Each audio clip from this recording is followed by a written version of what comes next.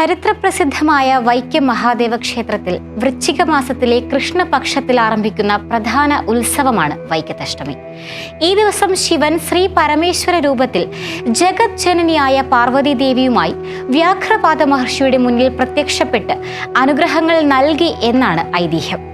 ലോകപ്രസിദ്ധമായ വൈക്കത്തഷ്ടമി ഇതിന്റെ ഓർമ്മയ്ക്കായാണ് ആഘോഷിക്കപ്പെടുന്നത്.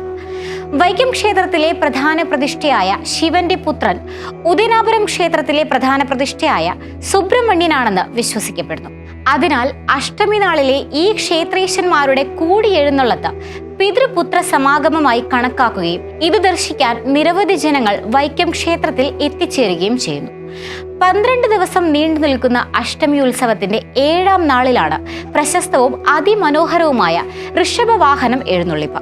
അന്ന് ഭഗവാൻ തന്റെ വാഹനമായ നന്ദിയുടെ പുറത്തെഴുന്നള്ളി ഭക്തർക്ക് ദർശനം നൽകുന്നുവെന്നതാണ് വിശ്വാസം. പ്രസിദ്ധമായ വൈക്കത്തഷ്ടമി ദർശനം അന്നേ ദിവസം വെളുപ്പിന് 4:30 മുതൽ ആരംഭിക്കുന്നു. ഉദയനാപുരത്തപ്പന്റെ വരവാണ് അഷ്ടമി വിളക്കിലെ പ്രധാന ചടങ്ങ്. ഇത് രാത്രിയാണ് നടത്തുന്നത്. പുലർച്ചെ ഉദയനാപുരത്തപ്പനെ യാത്രയയപ്പ് നടത്തുകയും ചെയ്യുന്നു.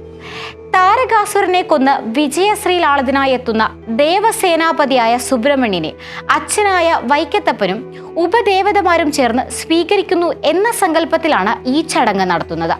തുടർന്ന് വലിയ കാണിക്ക ആരംഭിക്കുന്നു. തുടർന്ന് ഉദയനാപുരത്തപ്പന്റെ ഹൃദയസ്പർശിയായ വിടവാങ്ങൽ. ശോകമൂകമായ വാദ്യങ്ങളുടെ അകമ്പടിയോടെ ഉദയനാപുരത്തപ്പന്റെ യാത്ര പറയുന്ന ചടങ്ങിനെ വിടപറച്ചിലെന്നാണ് പറയുക.